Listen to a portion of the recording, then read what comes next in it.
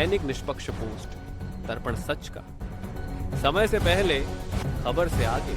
नमस्कार, आप देख रहे हैं दैनिक निष्पक्ष पोस्ट का डिजिटल वर्जन, जहां खबरें होती हैं साफ, सटीक और निष्पक्ष। बिहार के गयाजी से बड़ी खबर। असदुद्दीन ओवैसी ने कहा, यह चुनाव सिर्फ वोट की नहीं, इज्जत और बराबरी की जंग है। वक्फ कानून से लेकर हक और हकीकत तक उन्होंने जेडीयू, आरजेडी और एनडीए सभी पर जमकर हमला बोला। देखिए दैनिक निष्पक्ष पोस्ट पर पूरी रिपोर्ट। अस्सलाम वालेकुम वरहमतुल्लाहि वबरकातुहू।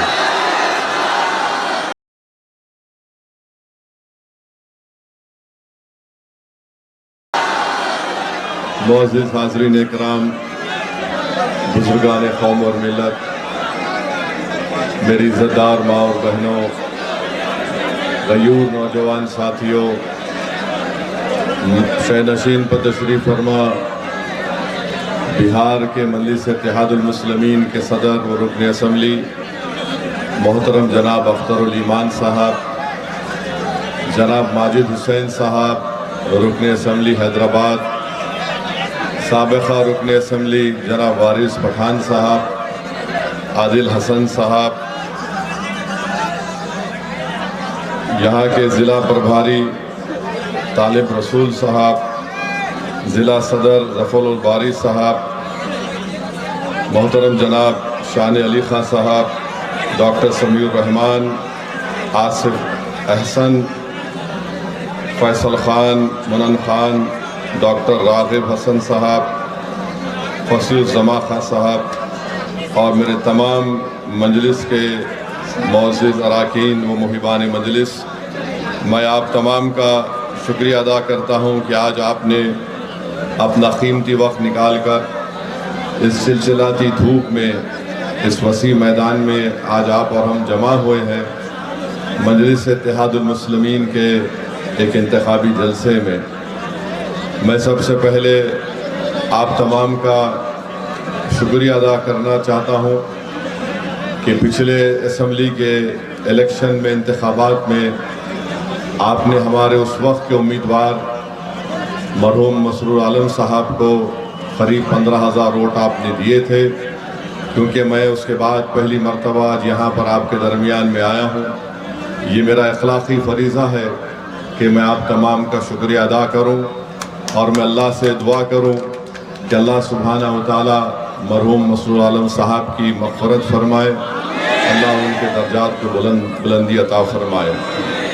मेरे अज़ीज़ दोस्तों और बुज़ुर्गों, मजलिस इत्तेहादुल मुस्लिमीन का पैगाम यही है कि भारत के संविधान में और भारत के आईन में जिस बात का जिक्र किया गया, जिसको बाबा साहेब अम्बेडकर ने बनाया, जिसमें हमसे ये कहा गया कि अगर तुम आज़ादी, लिबर्टी चाहते हो, तुम इंसाफ, जस्टिस चाहते हो, तुम फ्रेटर्निटी, भाईचारगी चाहते हो, तो फिर आपको एक सियासी ताकत बनना पड़ेगा।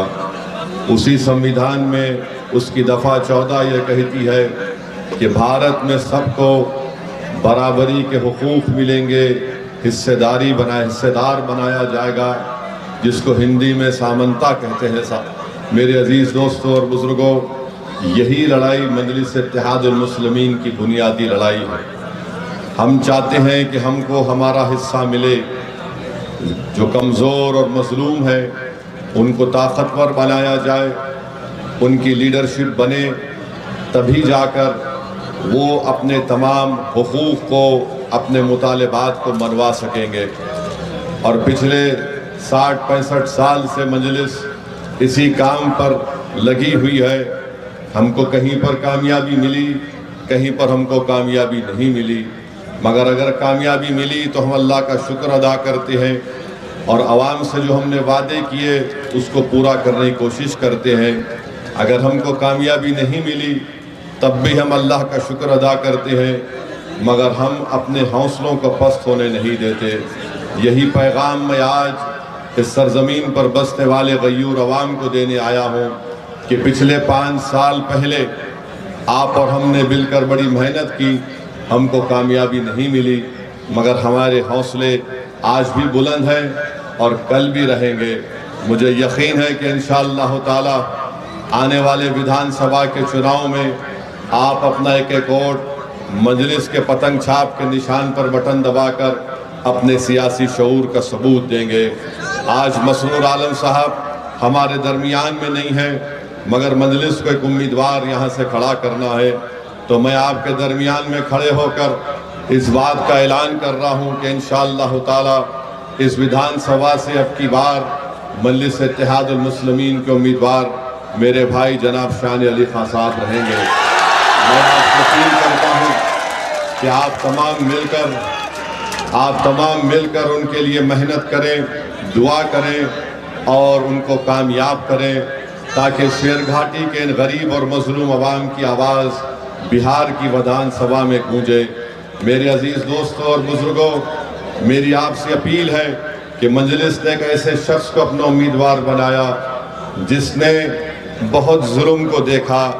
ज़ाती तौर पर उनके घर में जुल्म हुआ, मगर अल्हम्दुलिल्लाह आज शान अली और उनका पूरा परिवार ख़ानदान बहादुरी के साथ अवाम के दरमियान में खड़े होकर हक़ की लड़ाई लड़ रहे हैं। तो मेरी आपसे गुजारिश है कि आप मजलिस के इस उम्मीदवार को अपनी दुआ और अपने वोटों से कामयाब और कामरान करें।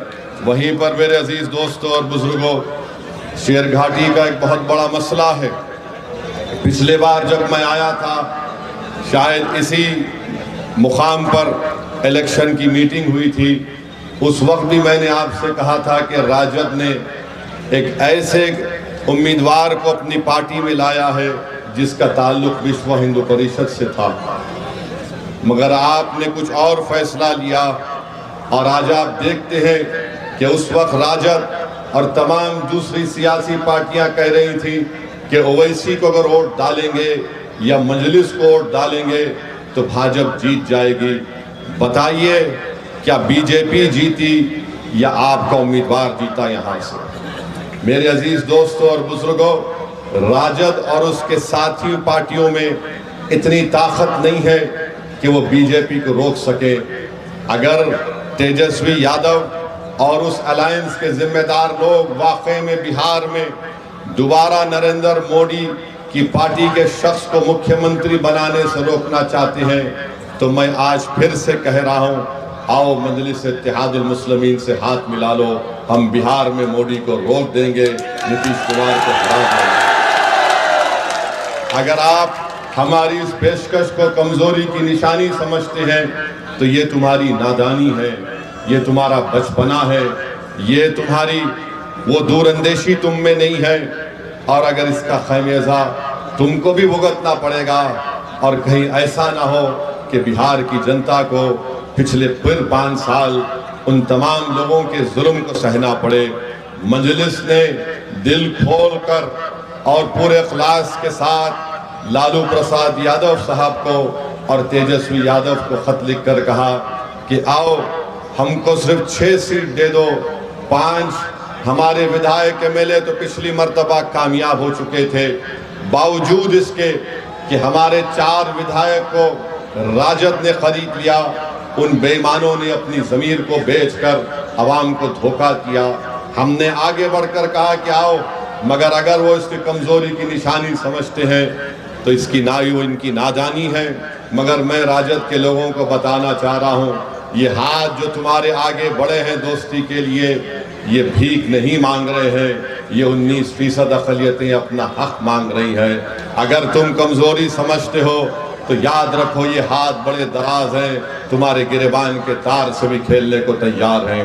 मेरे अजीज दोस्तों और बुजुर्गों, शेरघाटी में सबसे बड़ा मसला है, जिला यहाँ पर बनना चाहिए। 4 विधानसभा यहाँ पर है, राजद के आपके विधायक को आपने कामयाब किया। नीतीश कुमार मुख्यमंत्री हैं, 20 साल से मुख्यमंत्री हैं, मगर शेरघाटी की जनता चाहती है कि यहाँ पर इसको जिला बनाया जाए, उसको नहीं बना सके। यहाँ के नौजवान के पास कोई नौकरी नहीं है। नीतीश कुमार ने, मोदी ने यहाँ के नौजवानों को, बल्कि बिहार के नौजवानों को इनकी बेरोजगारी उनका मुकद्दर बना दिया।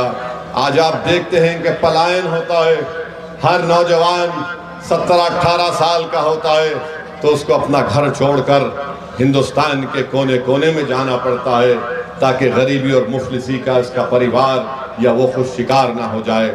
मेरे अजीज दोस्तों और बुजुर्गों, नरेंद्र मोदी और नीतीश कुमार एक ऐसे बादशाह की तरह है कि अगर कोई नौजवान पानी में डूब रहा है तो बजाय उसको पानी से निकाला जाए, ये दोनों उस पर पत्थर फेंक कर उसको जख्मी करते हैं, फिर उस पर बर्छे मारकर उसको जख्मी कर कर उसको तलवार उसके हाथ में देखकर उसको खींचते हैं। ये इनका तरीका है नौजवानों को बचाने का। यहाँ पर अस्पताल भी नहीं है, यहाँ पर एक अस्पताल भी नहीं है। मुझे यकीन है कि इंशाअल्लाह ताला अगर आप जनाब शान अली खां को यहाँ से अपना विधायक बनाएंगे तो यकीनन किसानों से भी इंसाफ होगा, यहाँ पर एक बड़ा अस्पताल बनेगा। और मैं आपसे वादा कर रहा हूँ, आपसे वादा कर रहा हूँ कि मजलिस आपसे वादा कर रही है कि आप यहाँ से अपने विधायक को कामयाब करिए। शान अली खां को एक छतरा आवाज हॉस्टल बनाया जाएगा अक़लियती बच्चों के लिए। मेरे अजीज दोस्तों और बुजुर्गों, मैं जानता हूँ यहाँ पर माफिया भी है, और एक माफिया है लाल पानी का, शराब का एक माफिया है, बालू माफिया है, और एक सियासी माफिया है। ये सियासी माफिया सबसे ज्यादा मुज़ीर है। ये सियासी माफिया शेर घाटी के गयूर अवाम को और बिलखुसूस हमारे नौजवानों को समझता है कि इनकी कोई हैसियत नहीं है। इनकी हैसियत इतनी है कि इनसे वोट लो और इनको भूल जाओ। मैं उस सियासी माफिया से कह रहा हूँ कि इंशाअल्लाह ताला अब की बार शेर घाटी का नौजवान, अब की बार शेर घाटी की हमारी माँ और बहनें, अब की बार हमारी शेर घाटी की बुजुर्ग तुम्हारी दुकान को बंद करके उसको ताला लगाकर उसको पानी में फेंक देंगे, नदी में, क्योंकि ये सियासी माफिया आपको हमेशा इस्तेमाल करता है और इलेक्शन के बाद आप तमाम को भूल कर चले जाते हैं। आज वक्त आया है कि हम विधानसभा के चुनाव में इस सियासी माफिया को पतन छाप के निशान पर बटन दबाकर आप मजलिस इत्तेहादुल मुस्लिमीन को कामयाब करिए। बीजेपी को और नीतीश कुमार को रोकना है, हर तरीके से रोकना है, जमहूरी तरीके से। क्या आप इस बात को सच नहीं मानते कि आज रिश्वत का बाजार बहुत गर्म है, भ्रष्टाचार इतना गर्म है कि शेर घाटी में जनता कहती है कि गवर्नमेंट का दफ्तर यानी रिश्वत का सेंटर बन चुका है। अगर कोई म्यूटेशन कराने जाता है तो उसको कम से कम 1600 रुपये से 3000 देना पड़ता है। रजिस्ट्री कराने जाता है तो उसको 3000 रुपये लगते, वरना जांच हो जाती है। आवास योजना चाहिए, रिश्वत दो, पेंशन चाहिए, रिश्वत दो। इसके बावजूद भी नरेंद्र मोदी दिल्ली में बैठकर बोलते हैं ना मैं खाऊंगा ना खाने दूंगा, मगर बिहार में जो कुछ हो रहा है मेरे कान को नहीं सुनाई देता, मेरे आंख को दिखाई नहीं देता। ये रिश्वत का बाजार पूरा गर्म है बिहार में। 20 साल सत्ता में रहने के बावजूद नीतीश कुमार की ये कमजोर और बकवास सरकार 20 साल के बाद आज कह रही है कि हम 10,000 रुपये महिला के अकाउंट में डालेंगे। आपको मालूम शेर घाटी में ये जो करप्शन गवर्नमेंट के दफ्तर में होता है, कम से कम एक दिन का करप्शन 15 से 20 लाख रुपए का होता है। अब 5 साल में, एक साल में 365 दिन, हिसाब लगा लो आप, एक दिन 10 से 15 लाख की रिश्वत ली जाती है।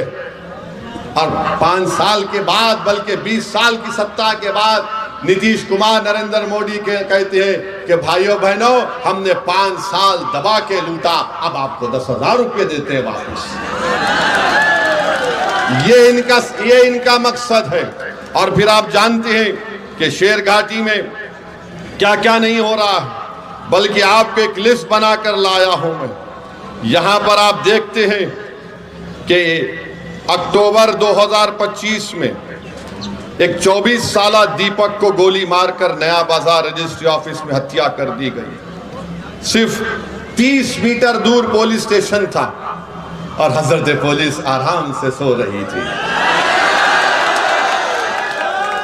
हजरत पुलिस आराम से सो रही थी और ये बेचारा 24 साल दीपक को गोली मारकर हत्या कर दी। और बाद में हत्या करने वाले उसी के रिश्तेदार ने हजरत पुलिस को जाकर कहा कि भैया हम आ गए, हमको गिरफ्तार कर दीजिए। फिर उसके बाद आइए आप जुलाई 2025 में एक रिटायर्ड डॉक्टर तपेश्वर सिंह को स्कूटर मोटरसाइकिल पर जाने वाले लोगों ने गोली मार दी। मालूम हुआ कि प्रॉपर्टी का जायदाद का झगड़ा था, नीतीश कुमार को खबर नहीं। फिर जनवरी 2025 में रमा कॉलोनी शेरघाटी में बम ब्लास्ट हुआ, बम बनाते हुए लोगों को, इसका किसी को हजरत पुलिस को पता नहीं। फिर एक 6 साल की बच्ची 2024 में उसको किडनैप किया गया, उससे बदसलूकी की गई उस बच्ची को, और मुरहार नदी में उचिरवन गांव में उसकी लाश मिली। बताइए क्या हो रहा है। फिर आप देखिए बम बना रहे थे 2025 में काशनार गांव में 60 बम बना रहे थे। ये क्या कर रही है यहाँ की सरकार।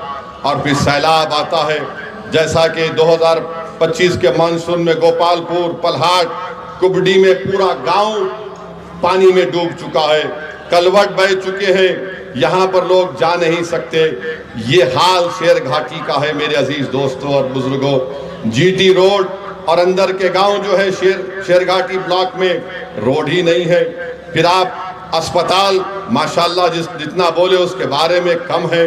लॉ एंड ऑर्डर का जिक्र कर दिया, और हर चीज में आप देखते हैं कि किसानों का, उनकी फसल का नुकसान हो रहा है, इसका कोई पैमाना नहीं है। मेरे अजीज दोस्तों और बुजुर्गों, ये हाल आपकी विधानसभा का है। अब आप अंदाजा लगाइए पूरे बिहार में क्या हो रहा होगा। इसके बावजूद भी अगर हम नीतीश कुमार और बीजेपी को नहीं रोकेंगे तो इसका सबसे बड़ा नुकसान बिहार की जनता को होगा, सेकुलरिज्म को होगा, हमारे संविधान को होगा। और मेरे अजीज दोस्तों और बुजुर्गों, सबसे शर्मनाक हरकत हमारे भारत के सुप्रीम कोर्ट में हुई कि एक शख्स जिसका नाम रोशन राकेश किशोर था, इसने चीफ जस्टिस के इजलास में कोर्ट नंबर 1 में चीफ जस्टिस के सामने जूता उतार कर फेंक दिया उसके कोर्ट में। इसका नाम क्या था? राकेश किशोर। हमारे भारत की सबसे बड़ी कोर्ट, सुप्रीम कोर्ट के जज जो है वो दूसरे दलित जज हैं। मैं हमारे दलित भाइयों को पैगाम देना चाह रहा हूं, हमारे अंबेडकरवादी आइडियोलॉजी को मानने वालों को पैगाम दे रहा हूं, जो बाबा साहेब अंबेडकर को मानते हैं उनको पैगाम दे रहा हूं, उन भारत के नागरिकों को जो संविधान को मानते हैं उनको पैगाम दे रहा हूं। ये तारीखी सरजमीन में खड़े होकर बोल रहा हूं। चीफ जस्टिस ऑफ इंडिया के कोर्ट में एक शख्स अपना जूता उठाकर चीफ जस्टिस के कोर्ट में फेंकता है। मेरे भाई आप बताइए क्या हो रहा है। और जब उस शख्स ने नारा क्या लगाया, सुप्रीम कोर्ट के चीफ जस्टिस के इजलास में नारा क्या लगाया कि सनातन धर्म का अपमान नहीं सहेगा हिंदुस्तान। उसने नारा लगाया और अपनी जेब से उसके कागज भी निकला, उसमें लिखा था कि सनातन धर्म का अपमान नहीं सहेगा हिंदुस्तान। हम मोदी से पूछना चाह रहे हैं, मोहन भगवत से पूछना चाह रहे हैं, नीतीश कुमार से पूछना चाह रहे हैं, बताओ इस शख्स में इतनी हिम्मत कैसे आई कि वो सुप्रीम कोर्ट के चीफ जस्टिस के इजलास में जाकर जूता उठाकर भारत के दूसरे दलित चीफ जस्टिस ऑफ इंडिया की तरफ फेंके। नरेंद्र मोदी 11 साल आपके प्रधानमंत्री की मौजूदगी में इस तरह का जहर फैला दिया आपने। इसको हिम्मत कैसा हुई इस राकेश किशोर को? इसको ताकत कहां से मिली? इसने क्यों लिखा ये कि सनातन धर्म का अपमान नहीं सहेगा हिंदुस्तान? बताओ मोदी जी, क्या आपकी सरकार और आपकी पॉलिसियां जिम्मेदार नहीं है? जबकि सुप्रीम कोर्ट के चीफ जस्टिस ने कोई फैसला नहीं दिया, कुछ बात नहीं कि ओरल ऑब्जर्वेशन था उनका, मगर इसको तकलीफ हुई इस राकेश किशोर को। इसने चीफ जस्टिस ऑफ इंडिया के इजलास में आकर जूता उठाकर फेंक दिया। उसको अब तक गिरफ्तार नहीं करी पुलिस। अगर उसका नाम असद होता तो अब तक मुझे गिरफ्तार कर लिया जाता। नाम क्या था? राकेश किशोर। ऊपर वाले हैं, बड़े लोग हैं, हम कमतर हैं। सुनो मेरे दलित भाइयों, चीफ जस्टिस ने कहा कि मैं कंप्लेन नहीं करूंगा, ठीक है, मगर मैं बड़ी इज्जत के साथ चीफ जस्टिस के इस फैसले को नहीं मानता, क्योंकि सवाल आप पर जूता फेंकने का नहीं है। क्योंकि आए दिन हम देखते हैं कि दलितों को पीटा जाता है, मारा जाता है, मूंछ अगर रखते हैं या अगर घोड़े पर बैठकर अपनी बारात निकालता है तो नहीं निकालने दिया जाता। चीफ जस्टिस ने कंप्लेन नहीं की, हम मानते हो सही नहीं था, मगर दिल्ली पुलिस को क्या हुआ? दिल्ली पुलिस 100 मोटो एक्शन ले सकती। और मैं आपको बता रहा हूं, देश को बता रहा हूं, जब हमारी संसद पार्लियामेंट में 2 नौजवान कूद गए संसद में, याद है? कूदे थे। कूदने के बाद एक धुआं उन्होंने छोड़ा, उन पर अनलॉफुल एक्टिविटीज प्रिवेंशन एक्ट लगाया गया। भारत के प्रधानमंत्री, दिल्ली की पुलिस आपके मातहत आती है और आप खाली एक बयान दे दिए, ये बहुत गलत हुआ। अरे आपको तो ये करना चाहिए था कि आप उस शख्स पर जिसका नाम राकेश किशोर है उस पर यूएपीए लगाते। यूएपीए लगाते, पुलिस खुद से कंप्लेन कर सकती है। अगर उसका नाम राकेश किशोर नहीं होता, उसका नाम असद होता, क्या करते पुलिस? बीजेपी वाले उसको बोलते उठाओ, कनेक्शन वहां से है, पड़ोसी मुल्क से आया, आईएसआई, आईसिस, क्या क्या खोलते थे। और ये शख्स कह रहा है कि सनातन धर्म का अपमान नहीं सहेगा हिंदुस्तान। मोदी जी, फर्क उसमें और दूसरों में यह है कि जिस जगह पर मस्जिद को शहीद कर दिया गया था, कोर्ट का फैसला आया कि किसी ने नहीं तोड़ा। सुप्रीम कोर्ट का फैसला आया कि मस्जिद तुम्हारी नहीं है। सुप्रीम कोर्ट का फैसला ट्रिपल तलाक के बारे में आया। सुप्रीम कोर्ट का फैसला कई चीजों पर आया। हालिया यही सुप्रीम कोर्ट ने इंटरिम ऑर्डर दिया वक्फ कानून के ऊपर, जिससे हमको नुकसान होगा, मस्जिदों को नुकसान होगा। मगर जो संविधान को मानते हैं, जो संविधान को मानते, उन्होंने कहा कि हम कोर्ट के फैसले से खुश नहीं है, यह फैसला गलत है। क्या हमने धर्म का नाम लेकर किसी पर जूता उठाया? बताओ ये लोग कौन है? ये वो लोग हैं जिनको नरेंद्र मोदी की हुकूमत ने ताकत बख्श दी। ये वो लोग हैं जिनके दिलों में जहर उगल दिया गया। ये वो लोग हैं, आज भी राकेश किशोर बोलता है कि मुझे किसी चीज की परवाह नहीं है, मुझे कोई गम नहीं है कि मैंने चीफ जस्टिस ऑफ इंडिया के सामने जूता उठाकर फेंका। ये क्या हो रहा है हमारे देश में? इंसाफ की जगह पर इस तरह की हरकत हो रही है और दिल्ली की पुलिस उसको गिरफ्तार भी नहीं करती। मुबारक हो तुम्हारी बहादुरी पर, मुबारक हो कि तुम खामोश बैठे हो। अरे अगर चीफ जस्टिस कंप्लेन नहीं करते तो तुम तो एक्शन ले सकते थे, लेकर जाते हो उसको। उत्तर प्रदेश में बच्चों को पकड़ा जाता है, पीटा जाता है और पुलिस की गाड़ी से उतारकर उनको बोलते हैं कि कान पकड़कर माफी मांगो, क्योंकि उसका नाम राकेश किशोर है। क्या तुम्हारा बाप लगता वो? तुम्हारा ससुरा लगता वो कि तुम उस पर केस नहीं बुक करते? और कोई पोस्टर उठाता है तो 1300 लोगों पे केस बुक हो जाता है, 40 गिरफ्तार हो जाते हैं। सुप्रीम कोर्ट के चीफ जस्टिस के कोर्ट में जूता फेंकता है और ये लोग कोई केस रजिस्टर नहीं करते, पकड़ना तो दूर की बात। ये इंसाफ है, ये हमारे मुल्क का माहौल है, जिस देश के लिए हमने और आपने क्या क्या हमारे बुजुर्गों ने कुर्बानियां दी। दलितों को रुसवा करने की कोशिशें की जाती है। हम दलित भाइयों से कह रहे हैं कि पहचानो इन लोगों को। बीजेपी तुम्हारी दोस्त नहीं बन सकती, मोदी तुम्हारा हमदर्द नहीं बन सकता।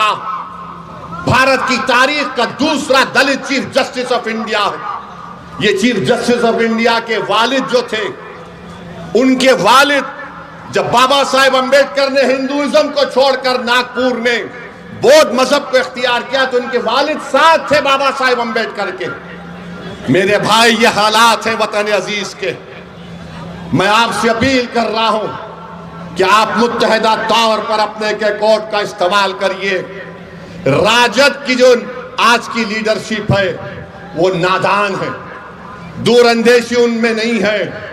वो समझ रहे हैं कि अपने ताकत पे सब कुछ कर लेंगे। अरे तुम नहीं कर पाओगे, तुम नहीं कर पाओगे। तुम अगर सबको उसका हिस्सा दोगे, तुम बराबरी की बात करोगे तो बीजेपी और मोदी को रोका जा सकता है। हम बिहार में आज भी कह रहे हैं, मगर मेरे भाई कल जब नतीजे आएंगे आप गवाह रहना कि मजलिस ने कोशिश की थी, इन लोगों ने हमारी बात को नहीं माना।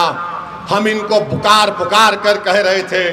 मेरी पार्टी के मरहूम सदर कहते थे कि मजलिस वो पार्टी है जो हवाओं को सूंघ कर बोलती है कि सैलाब आने वाला है। हम में और उनमें फर्क ये है कि हम देख रहे हैं कि तूफान आने वाला है और ये लोग पानी से भीग कर कहेंगे कि हाँ अब सैलाब आ गया। जब बहुत देर हो जाएगी याद रखो, जब बहुत देर हो जाएगी याद रखो। मुझ पर इल्जाम लगाते, आज से 1 महीना पहले नायब सदर जमहूरिया वाइस प्रेसिडेंट ऑफ इंडिया का इलेक्शन हुआ। मैंने किसको वोट दिया बताओ? मैंने इंडिया अलायंस के उम्मीदवार को वोट दिया। हमारी रियासत के चीफ मिनिस्टर रेवंत रेड्डी ने मुझसे कहा, ओवैसी भाई साथ दो। उम्मीदवार सुदर्शन रेड्डी, वो भी सुप्रीम कोर्ट के रिटायर्ड जज थे।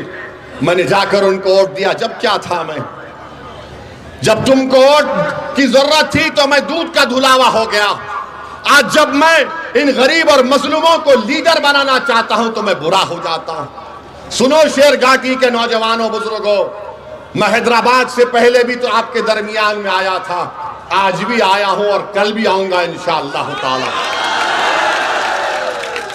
मैं सिर्फ तुम्हारे वोटों के लिए, इलेक्शन के लिए नहीं आ रहा हूं। मैं इसलिए आ रहा हूं कि मैं ये देखना चाह रहा हूं कि अल्लाह सुब्हाना व तआला मेरी जिंदगी को खत्म करने से पहले मैं चाहता हूं कि तुम नेता बनो, तुम नेता बनो, तुम लीडर बनो। मैं चाहता हूं कि तुम कायद बनो। मैं चाहता हूं कि लोग तुम्हारे सामने, तुम्हारे आगे पीछे दौड़े और जिंदाबाद के नारे मजलिस के और तुम्हारे लगाए। मैं हैदराबाद से इसलिए यहां पर नहीं आ रहा हूं कि कोई हैदराबादी को शेर घाटी से खड़ा करूं। मैं हैदराबाद से यहां इसलिए नहीं आ रहा हूं कि तुम्हारे वोट को लेकर अपने जमीर का सौदा खुदा ना खास्ता कर लूं। वैसे दुनिया में कोई ऐसा मैका लाल पैदा नहीं हुआ जो सऊद्दीन ओवैसी को खरीद सके।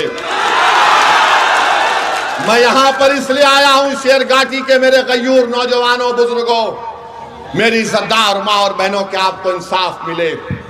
मैं इसलिए आ रहा हूं कि इंसाफ मिलना चाहिए। जो यहां पर मसाइल हैं इस विधानसभा में वो खत्म होने चाहिए। यहां पर नफरत का खात्मा होना चाहिए। यहां पर पूरे समाज को मिलकर आराम से इत्मीनान से रहना चाहिए। मैं इसलिए आया हूं मेरे अजीज दोस्तों और बुजुर्गों, मेरा आने का मकसद सिर्फ यही है कि आपकी लीडरशिप बने। भारत के संविधान बनाने वालों ने हमसे कहा था, बल्कि बाबा साहब अम्बेडकर ने कहा था कि तुम अगर इंसाफ चाहते हो, तुम अगर भाईचारगी चाहते हो, तुम अगर आजादी चाहते हो तो वोट लो और नेता बनो, वोट लो और नेता बनो। याद रखो, किसी एक शख्स के लिए, खानदान के लिए 60 साल तक आप एक पार्टी को वोट डालते आए हैं। सेक्युलरिज्म के नाम पर जितना हमने धोखा खाया किसी ने नहीं खाया। फसादात हुए, बर्बाद हुए, खानदान के लोग कट गए, फिर भी हमने कहा नहीं अब डालेंगे वोट सेक्युलरिज्म की बका के लिए। बताओ बुजुर्गों, मैं आपसे अपील कर रहा हूं, जब आप मतदान के दिन, हक राय दही के दिन वोट डालने जाएंगे, आप अपने चेहरे को मत देखो, इन बच्चों के चेहरों को देखो, आप इनके मासूम आंखों को देखो। उनके ख्वाबों को पूरा करने की कोशिश करने के लिए आपको मजलिस को वोट डालना पड़ेगा। हमारे बुजुर्गों को मैं हाथ जोड़ के अपील कर रहा हूं कि आपने अपनी भरी जवानी इन जालिमों के लिए खपा दी, जो पटना में बैठकर हम पर जुल्म करते हैं। अब इन बच्चों की खातिर आपको अपनी लीडरशिप को बनाना, और अगर कोई कहता है मजलिस किसी मजहब के खिलाफ है तो चुनाव से पहले किसी एक जगह बता दो, तुम लाखों के मजमे का ला लो, मैं अकेले आऊंगा, बहस कर लेंगे, तुम 5 मिनट कह नहीं सकोगे। मैं किसी मजहब के खिलाफ था ना कभी रहूंगा। हाँ, मैं मुसलमान हूं, और सच्चा मुसलमान वो है जो किसी मजहब के खिलाफ नहीं हो सकता। मैं नहीं हूं। अगर मैं कमजोरों को ताकतवर बनाने की बात करना जुर्म है, अगर मजलूमों को ताकत इंसाफ दिलाना जुर्म है, तो सुनो पटना में बैठकर जुल्म करने वालों, दिल्ली में बैठकर जुल्म करने वालों, मैं ये जुर्म जब तक अल्लाह जिंदा रखेगा मैं करूंगा ये जुर्म। मेरे अजीज दोस्तों और बुजुर्गों, मेरी आखिर में आपसे अपील है कि आपको डरने और घबराने की जरूरत नहीं है। अपने हिम्मत और हौसले को बुलंद रखिए। हमारे मुकद्दर के फैसले रब्बे कायनात करने वाला है, मगर इसका यह मतलब नहीं है कि हम हाथ पर हाथ रखकर बैठ जाएं, बल्कि हमको जुस्तजू करना है, मेहनत करना है, कुर्बानियां देना है, आगे बढ़ना है, अपने हक को हासिल करना है। याद रखो, कोई तुम्हारे हक को लाकर तश्तरी में रखकर तुमको नहीं देगा। तुमको इतने ताकतवर बनना है और तुम बनोगे इंशाअल्लाह ताला कि तुम अपने ताकत की कुव्वत पर अपने हक को छीन कर लाओगे पटना से इंशाअल्लाह। यह आपको करना है, याद रखो। बहुत मीठी मीठी बातें हो गई हैं, बहुत से मीठी मीठी बातें हो चुकी है। कोई टुट्टा शायर आता है, कोई कलाम पढ़ता है, वाह वाह वाह वाह हो गया। मेरे भाई, ये दुनिया है, दुनिया जन्नत नहीं है, दारुल अमल की जगह है। ये दारुल अमल की जगह है, यहां पर मेहनत करना पड़ेगा। और अगर हौसला हासिल करना है, अगर किसी के दिल में ये बात पैदा हो रही है कि कैसा ये क्या शख्स क्या बात कर रहा है, कैसे हमको कामयाबी मिलेगी, तो गाजा की तरफ नजर उठाकर देखो, गाजा की तरफ नजर उठाकर देख लो। 65,000 मर गए, मगर बच्चा भी बोलता है कि हम मरने तैयार हैं, मगर झुकने तैयार नहीं है। तो अपने हिम्मतों को बुलंद रखिए, अपने हौसलों को बुलंद रखिए और मुत्तहिद रहिए। 16,000 मिले, 16,000 15,000 आपने वोट डलवाए, अगर आप और एक 40,000 डलवा देंगे तो आपका विधायक होगा शेर घाटी से इंशाअल्लाह ताला। आप पूरी मेहनत करेंगे, आप कोशिश करेंगे, डरेंगे तो नहीं ना, किसी से भी नहीं डरना है मेरे भाई। जिंदगी एक ही बार, जिंदगी में कोई मरता है तो एक ही मर्तबा मरता है, एक ही मर्तबा, बार बार नहीं मरते। एक ही जिंदगी है और आप एक गय्योरों की तरह जिंदगी गुजारे। मैं जानता हूं आपकी तारीख को, मैंने तुम्हारे बहादुरी के अफसाने कहानियां मैंने सुनी अपने बड़ों की जबान से। तुमको अपने बुजुर्गों की उस बहादुरी को जिंदा करना है, तुमको बताना है कि हमारे बुजुर्ग तो जिंदा नहीं है, मगर उनकी कुर्बानियों से हम उनको जिंदा रखेंगे, बुज़दिली से नहीं रखेंगे इंशाअल्लाह। तो आओ एक अहद ले लो कि मतदान के दिन यहां पर आपका एक एक वोट पतंग छाप पर बटन दबेगा, बटन दबेगा पतंग छाप पर। आप अपने इत्तेहाद को मजबूत रखेंगे, मोदी नीतीश कुमार को हराएंगे, राजद को सबक सिखाएंगे। सिखाइए सबक। विश्व हिंदू परिषद की उम्मीदवार को लाकर खड़ा करके जिता दिया, विश्व हिंदू परिषद की दुर्गा वाहिनी के उम्मीदवार को लाके खड़ा कर दिया। आज हम आपको एक बेहतरीन उम्मीदवार दिए हैं। मेरी आप तमाम से गुजारिश है कि शान अली खान को आपको कामयाब और कामरान करना है, तो लगाइए मेरे साथ नारा, शान अली खान जिंदाबाद, शान अली खान जिंदाबाद, मजलिस इत्तेहाद और मुस्लिमीन जिंदाबाद, पतंग छाप जिंदाबाद, पतंग छाप। अस्सलाम वालेकुम। अगर आपको हमारी यह खबर पसंद आई हो तो वीडियो को लाइक करें और ऐसे ही विश्वसनीय और तेज खबरों के लिए हमारे चैनल को सब्सक्राइब करें। बेल आइकन दबाएं ताकि हर अहम अपडेट आप तक सबसे पहले पहुंचे। धन्यवाद।